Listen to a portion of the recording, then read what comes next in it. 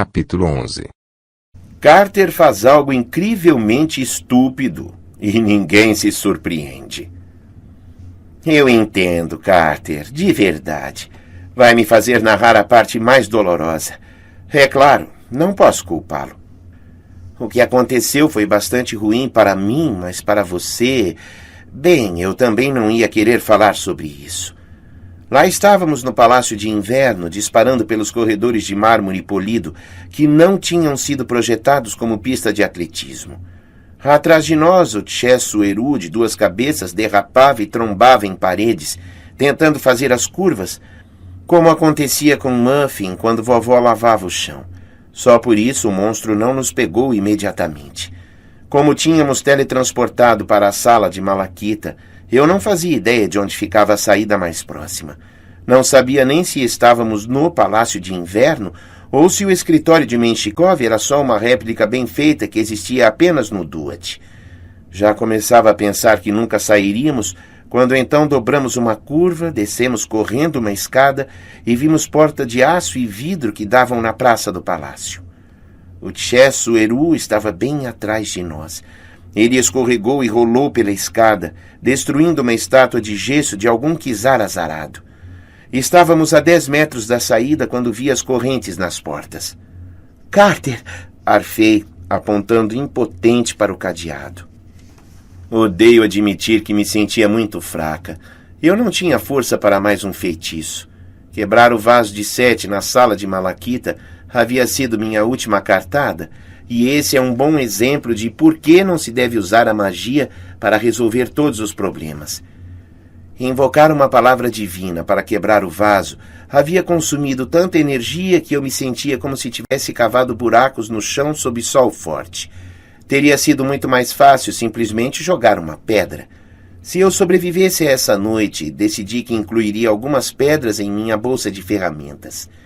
Estávamos a 3 metros da saída quando Carter apontou uma das mãos fechada para a porta. O olho de Horus queimou no cadeado e as portas se abriram como se tivessem sido atingidas por um punho gigante. Eu não vira Carter fazer nada parecido desde nossa luta na Pirâmide Vermelha, mas não tinha tempo para ficar impressionada. Corremos para a noite de inverno lá fora, com o Tchessueru rugindo atrás de nós. Você vai pensar que fiquei doida, mas meu primeiro pensamento foi: isso foi fácil demais. Apesar de o monstro nos perseguir e do negócio com Sete, que eu estrangularia na primeira oportunidade, aquele canalha traiçoeiro, eu não conseguia deixar de sentir que havíamos invadido o santuário íntimo de Menshikov e pegado o papiro sem quase nenhum problema. Onde estavam as armadilhas? Os alarmes? As maldições de burros explosivos? Eu tinha certeza de que havíamos roubado o papiro autêntico.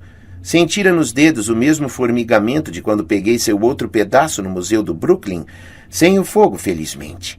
Então, por que este não estava mais bem protegido?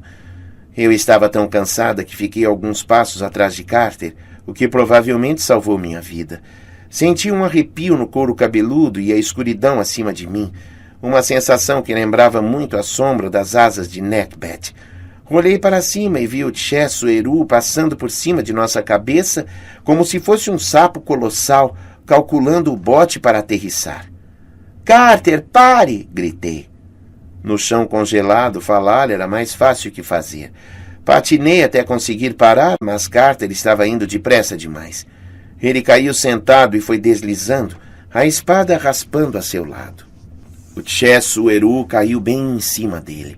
Não fosse por sua forma de U, Carter teria sido esmagado, mas o monstro se curvou sobre ele como um gigantesco par de fones de ouvido, as duas cabeças encarando-o, uma de cada lado. Como algo tão grande podia ter pulado tão longe? Percebi tarde demais que deveríamos ter ficado dentro do palácio, onde a movimentação do monstro era mais difícil. Ali fora não tínhamos a menor chance de fugir dele. "Carter", falei, "fique completamente imóvel." Ele parou na posição em que estava, com pés e mãos apoiados no chão. Das duas cabeças do monstro pingava um veneno que chiava e evaporava ao cair nas pedras congeladas. "Ei!" gritei. Como não tinha nenhuma pedra, peguei no chão um pedaço de gelo quebrado e joguei contra o Tchesueru. É claro que, em vez disso, acertei as costas de Carter. Mesmo assim, consegui atrair a atenção do monstro. As duas cabeças se viraram para mim, um par de línguas tremulando. Concluído o primeiro passo, distrair o monstro. Segundo passo, encontrar um jeito inteligente de tirá-lo de perto de Carter. Essa etapa estava me dando um pouco mais de trabalho. Eu já havia usado minha única poção. Quase não tinha mais ferramentas de magia. O cajado e a varinha não teriam muita utilidade com minhas reservas mágicas esgotadas. A lâmina de Anubis? Por algum motivo eu não acreditava que essa fosse a situação apropriada para abrir a boca de alguém. O amuleto de Walt? Eu não tinha a menor ideia de como usá-lo. Pela milionésima vez eu me arrependi de haver me separado do espírito de Isis. Teria sido muito bom poder acessar o vasto arsenal de magia de uma deusa. Mas, é claro, fora exatamente por isso que eu havia precisado me separar dela. Esse tipo de poder é inebriante e perigosamente viciador. Pode destruir sua vida muito depressa. Mas e se eu pudesse formar uma ligação limitada? Na sala de Malaquita eu havia conseguido fazer o feitiço do Adi pela primeira vez em meses. E ainda que tenha sido difícil, não foi impossível. Certo, Isis, pensei. Eis o que preciso. Não pense, Sede. A voz dela sussurrou quase imediatamente, o que foi um choque. A magia divina deve ser involuntária. Como respirar?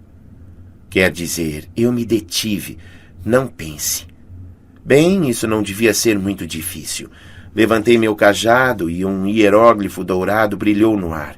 Um tiete de 1 metro de altura iluminou a praça, como a estrela de uma árvore de Natal. O Tchesueru rosnou, seus olhos amarelos fixos no hieróglifo. Não gosta dele, é? Gritei. É o símbolo de Isis, seu monstrengo grande e feio. Agora saia de perto de meu irmão. Era um blefe, claro. Eu duvidava que o símbolo luminoso pudesse ter qualquer utilidade. Mas minha esperança era de que aquela criatura serpentiforme não fosse esperto bastante para saber disso. Devagar, Carter se arrastou para trás.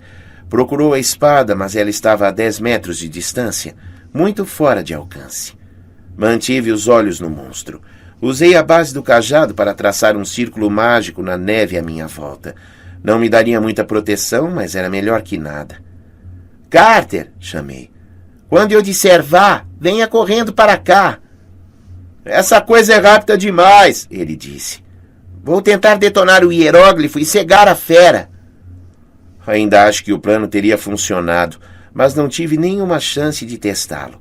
Em algum lugar à minha esquerda ouvi botas esmagando a neve no chão. O bicho olhou na direção do som. Um jovem apareceu no campo iluminado pelo hieróglifo. Ele vestia um pesado casaco de lã, usava um chapéu de policial e carregava nas mãos um fuzil, mas não devia ser muito mais velho que eu. Parecia estar soterrado no uniforme. Quando viu o monstro, seus olhos se escancararam e ele tropeçou para trás, quase derrubando a arma. O garoto gritou alguma frase para mim em russo, provavelmente algo como: "Por que aqui tem uma cobra monstruosa com 2 cabeças e sem nenhum traseiro?" A fera sibilou para nós dois. O que ela podia fazer, já que tinha 2 cabeças? É um monstro, falei para o guarda. Eu tinha bastante certeza de que ele não me entendia, mas tentei manter o tom de voz equilibrado. Fique calmo e não atire. Eu estou tentando salvar meu irmão. O guarda engoliu em seco. Suas orelhas grandes eram o que estava segurando o chapéu. Ele olhou do monstro para Carter e dele para o Tiet brilhando acima de minha cabeça. Depois fez algo que eu não esperava. Ele pronunciou uma palavra em egípcio antigo. Hecate! O comando que eu sempre usava para invocar meu cajado. Seu fuzil se transformou em um bastão de carvalho de 2 metros de comprimento, com uma cabeça de falcão esculpida em uma das extremidades. Maravilhoso, pensei. Os guardas são magos disfarçados. Ele me dirigiu uma espécie de aviso em russo. Reconheci o nome Menshikov. Deixe-me adivinhar, eu disse. Você quer me levar a seu líder? O Tchesueru abocanhou o ar. Ele perdera rapidamente o medo de meu tiete brilhante. Carter não estava longe o bastante para sair correndo. Escute, falei para o guarda. Seu chefe, Menshikov, é um traidor. Ele invocou essa coisa para nos matar, para que não pudéssemos denunciar seus planos de libertar Apophis. Conhece a palavra Apophis? Cobra má. Cobra muito má. Agora, ou você me ajuda a matar esse monstro, ou fique fora de meu caminho. O guarda-mago hesitou. Ele apontou para mim nervosamente. Kane. Não era uma pergunta. Sim, concordei. Kane. Sua expressão era uma mistura de emoções. Medo, incredulidade, talvez até admiração. Eu não sabia o que ele havia ouvido sobre nós, mas antes que ele pudesse decidir se nos ajudava ou se lutava contra nós, a situação escapou ao controle.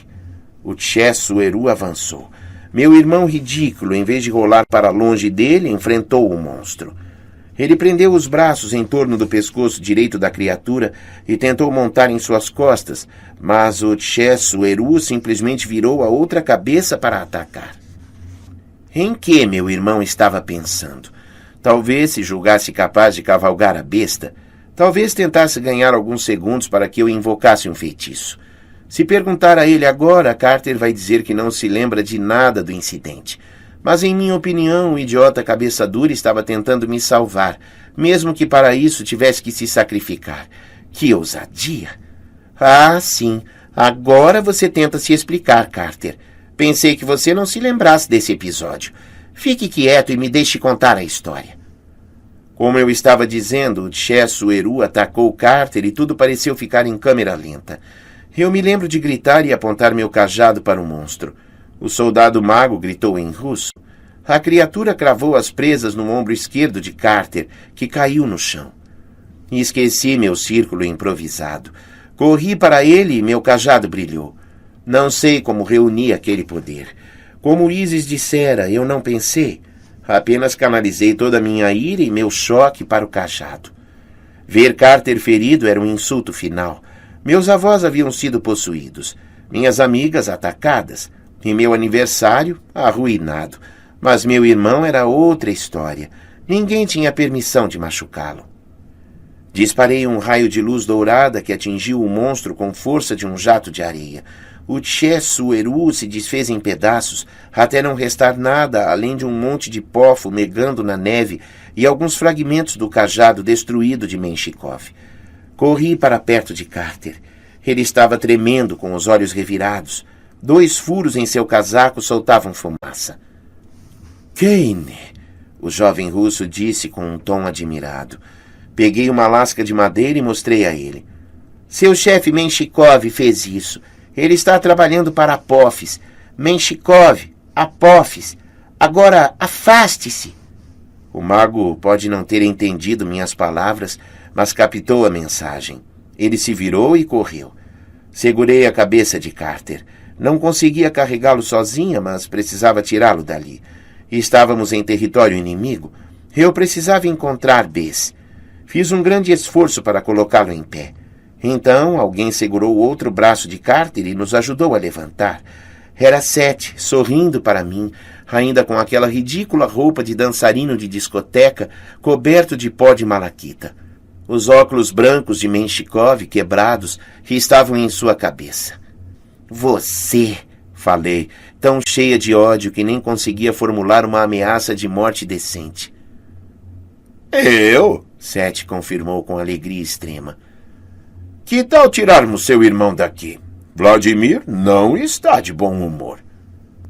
A Nevsky Prospect teria sido um lugar adorável para fazer compras, se não fosse madrugada, se não houvesse tanta neve caindo e se eu não estivesse carregando meu irmão envenenado e em coma. A rua tinha calçadas largas, perfeitas para passear, e uma ampla variedade de boutiques, cafés, igrejas e mansões sofisticadas. Com todas aquelas placas em russo, eu não fazia ideia de como encontraria a loja de chocolate. E não vi o Mercedes preto de Beza em lugar nenhum. Seth se ofereceu para carregar Carter, mas eu não deixaria o deus do caos cuidar sozinho de meu irmão. Então o arrastamos juntos. Seth tagarelava animadamente sobre o veneno do Tchesueru. totalmente incurável. Fatal em cerca de 12 horas. Impressionante. E sobre a luta que tivera contra Menshikov. 6 vasos quebrados na cabeça dele e ainda está vivo. Eu invejo aquele crânio duro. E sobre minhas chances de sobreviver por tempo suficiente para encontrar Bes. Ah, você está frita, minha cara. Havia uma dúzia de magos experientes correndo ao encontro de Menshikov quando fiz minha saída estratégica. Logo virão atrás de você. Eu poderia ter destruído todos, é claro, mas não podia correr o risco de que Menshikov usasse meu nome secreto novamente. Talvez ele sofra uma amnésia e o esqueça. Então, se você morrer, serão 2 problemas resolvidos.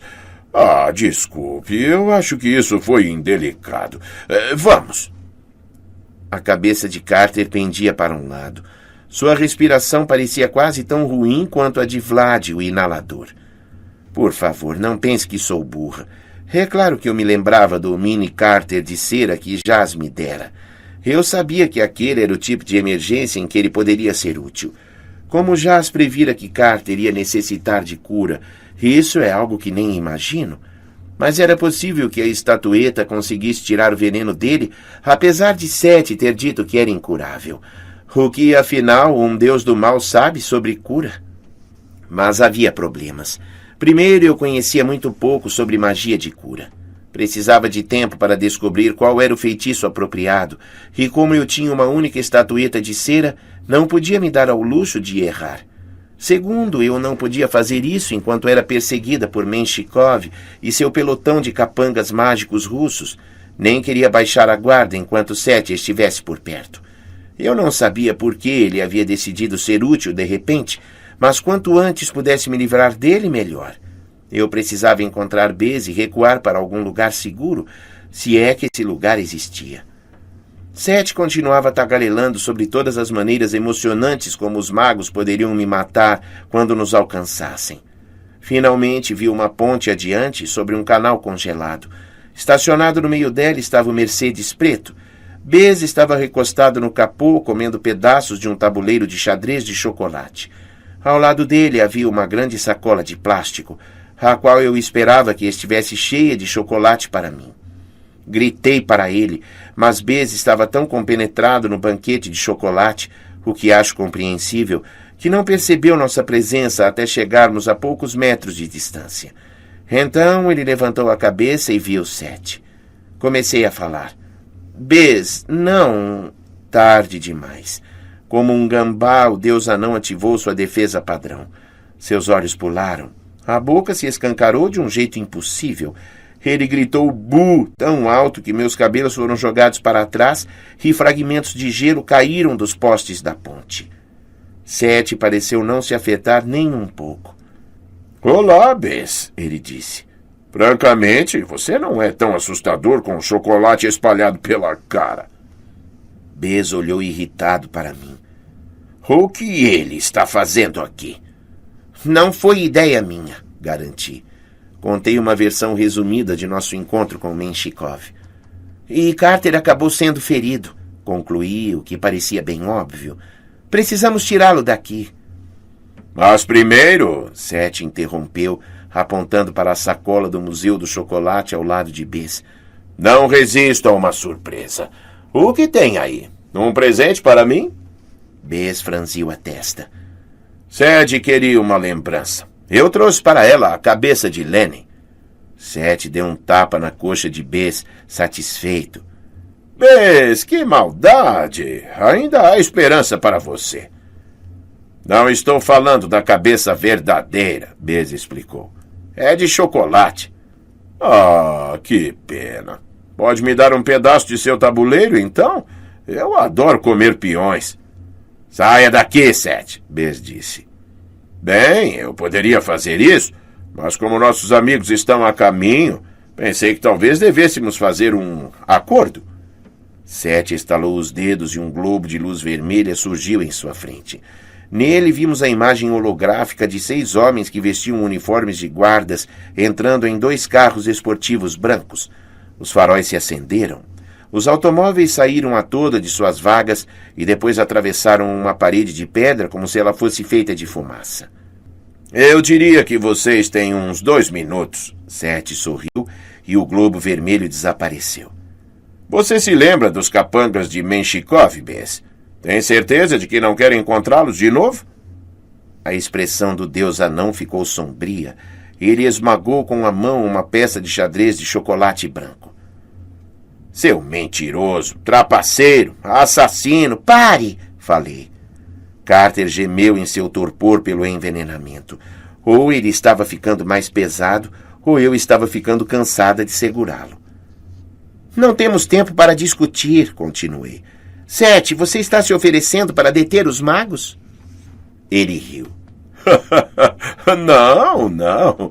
Ainda tenho esperança de que eles a matem, sabe? Mas eu pretendia revelar onde está o último papiro do livro de Ra. É isso que vocês estão procurando, não é? Imaginei que ele mentia. É o que ele normalmente fazia, mas se estivesse falando sério... Olhei para Bess. É possível que ele conheça a localização? Bess grunhiu. Mais que possível. Os sacerdotes de Ra deram-lhe o papiro para que ele o protegesse. Por que raios eles fariam isso? Sete tentou parecer modesto. Por favor, Sede. Foi um tenente leal a Ra.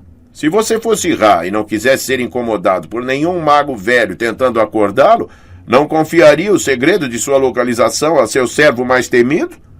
Fazia sentido. Então onde está o papiro? Não com tanta pressa. Eu revelo a localização se você devolver meu nome secreto. Não mesmo. É muito simples. Só precisa dizer, eu lhe devolvo seu nome. Vai esquecer a maneira apropriada de dizê-lo. E então não terei mais poder sobre você. Você vai me matar. Você teria minha palavra de que não farei isso? É claro, isso vale muito. E se eu usar seu nome secreto para obrigar você a me dizer? Sete deu de ombros. Se passar alguns dias pesquisando o encantamento correto, você talvez consiga. Infelizmente, ele pôs a mão em concha ao lado da orelha. Ao longe, pneus cantavam no asfalto. 2 carros em alta velocidade se aproximavam. Você não tem alguns dias. Bess praguejou em egípcio. Não faça isso, garota. Ele não é confiável. Podemos encontrar o papiro sem ele? Bem, talvez. Provavelmente não. Não. Os faróis de 2 carros surgiram na Nevsky Prospect, a menos de 1 quilômetro de distância. Nosso tempo já estava acabando. Eu precisava tirar Carter dali, mas se Sete era realmente nossa única possibilidade de encontrar o papiro, eu não podia deixá-lo escapar. Tudo bem, Sete, mas vou lhe dar uma última ordem. Bess suspirou. Não suporto ver isso. Dê-me seu irmão, eu vou colocá-lo no carro. O anão pegou Carter e o deixou no banco traseiro do Mercedes. Mantive os olhos em Sete, tentando pensar na maneira menos terrível de selar esse acordo. Não podia simplesmente dizer a ele que nunca fizesse mal à minha família. Um pacto de magia tinha que ser formulado cuidadosamente, com limites claros e data de validade, ou o feitiço inteiro se dissiparia. Dia do mal. Você não fará mal à família Kane. Manterá a trégua conosco, pelo menos até Ra ser despertado. Ou até vocês tentarem despertá-lo e falharem? Sete sugeriu com ar inocente. Se isso acontecer, respondi, o mundo vai acabar. Então, por que não? Farei o que você pede com relação a seu nome. Em troca, vai me fornecer a localização da última parte do livro de Ra, sem truques nem mentiras. Depois vai se retirar para o Duat. Sete considerou a proposta. Os 2 carros esportivos brancos estavam a poucos quarteirões de distância agora. Bess fechou a porta do lado de Carter e voltou correndo. Negócio fechado, Sete concordou. Você vai encontrar o papiro em Baria. Bess conhece o lugar a que me refiro. Bess não parecia contente. Aquele lugar é altamente protegido. Vamos precisar usar o portal de Alexandria. Sim, Sete sorriu. Vai ser interessante. Por quanto tempo você consegue prender a respiração, hein, Sadie Kane? Como assim? Ah, esqueça. Agora, acho que você me deve um nome secreto. Eu lhe devolvo seu nome, falei. De repente senti a magia me deixar. Eu ainda sabia o nome de Sete, Dia do Mal, mas por algum motivo não conseguia lembrar exatamente como eu costumava pronunciá-lo ou como ele funcionava em um feitiço. A lembrança se apagara. Para minha surpresa, Sete não me matou imediatamente. Apenas sorriu e jogou para mim os óculos de Vlad Menshikov. No final das contas, espero que sobreviva, Sadie Kane. Você é bastante divertida, mas se a matarem, pelo menos aproveite a experiência. Puxa, obrigada. E é só porque gosto tanto de você. Tenho um recado para seu irmão. Diga a ele que o nome do vilarejo de Zia Rashid era Al-Amhamakan. Por que isso? Boa viagem. Sete desapareceu em uma bruma cor de sangue. A um quarteirão de distância, os 2 carros esportivos brancos se aproximavam em alta velocidade. Um mago apareceu na abertura do teto solar do veículo que seguia na frente e apontou seu cajado em nossa direção. Hora de partir, disse Bess. Entre. Tenho algo a dizer sobre Bess. Ele dirige como um maluco. E digo isso no melhor sentido possível. O gelo nas ruas não o incomodou nem um pouco. Nem sinais de trânsito, faixas de pedestres ou canais, 2 dos quais ele transpôs sem se dar ao trabalho de procurar uma ponte. Felizmente, a cidade estava praticamente vazia àquela hora da madrugada, ou tenho certeza de que ele certamente teria eliminado alguns russos. Disparamos pelo centro de São Petersburgo, enquanto os 2 carros brancos vinham logo atrás de nós. Eu tentava segurar Carter junto a mim no banco traseiro. Seus olhos estavam entreabertos e as córneas tinham um tom horrível de verde. Apesar do frio, ele queimava de febre. Consegui remover seu casaco de inverno e vi que sua camisa estava ensopada de suor. Dos ferimentos em seu ombro saía tanto pus que... Bem, talvez seja melhor que eu não descreva essa parte. Olhei para trás. O mago no teto solar apontou seu cajado, uma tarefa complicada no meio de uma perseguição de carros em alta velocidade, e disparou um dardo branco brilhante da ponta que voou para nós como um míssil. "Abaixe-se!" gritei e empurrei Carter contra o banco. O dardo quebrou o vidro de trás do Mercedes e passou direto pelo para-brisa. Se Bess tivesse estatura normal, teria acabado de ganhar de presente um piercing na cabeça. Mas o projétil não passou nem perto dele. "Sou um anão", ele resmungou. "Eu não me abaixo." Ele fez uma curva fechada para a direita. Atrás de nós, a vitrine de uma loja explodiu. Virei-me para olhar e vi a parede inteira se dissolver num amontoado de cobras vivas. Os perseguidores continuavam se aproximando. "Bess, tire-nos daqui!" gritei. "Estou tentando, garota. Estamos chegando na ponte egípcia. Ela foi construída originalmente no século XVIII, mas... Não me interessa. Dirija e pronto." É sério. Era impressionante a quantidade de quinquilharias egípcias em São Petersburgo e quão pouco eu me importava com elas. Ser perseguida por magos do mal arremessando dardos e bombas de cobras costuma ajudar a definir prioridades. Basta dizer que, sim, existe uma ponte egípcia sobre o rio Fontanka, saindo do centro de São Petersburgo no sentido sul. Por quê? Nem imagino. E não me importo. Enquanto corríamos na direção dela, vi esfinges de pedra preta dos 2 lados. Esfinges femininas com coroas douradas de faraó, e a única parte que me interessava era que elas podiam abrir um portal. Bess gritou em egípcio.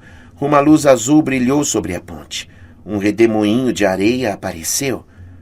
"O que Sete quis dizer quanto a eu prender a respiração?" perguntei. "Com sorte não vai ser durante muito tempo", disse Bess. "Vamos ficar submersos menos de 10 metros. 10 metros embaixo d'água? Bang! O Mercedes inclinou para um lado. Só mais tarde compreendi que outro dardo devia ter atingido um pneu traseiro de nosso carro. Giramos no gelo e capotamos, e deslizamos de cabeça para baixo para dentro do redemoinho. Bati com a cabeça.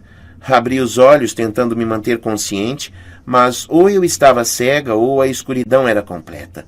Ouvi o barulho da água penetrando pelo furo que o dardo abrira no vidro e o teto do Mercedes amassando como uma lata de alumínio. Tive tempo para pensar. Adolescente por menos de um dia e vou me afogar. Depois, apaguei.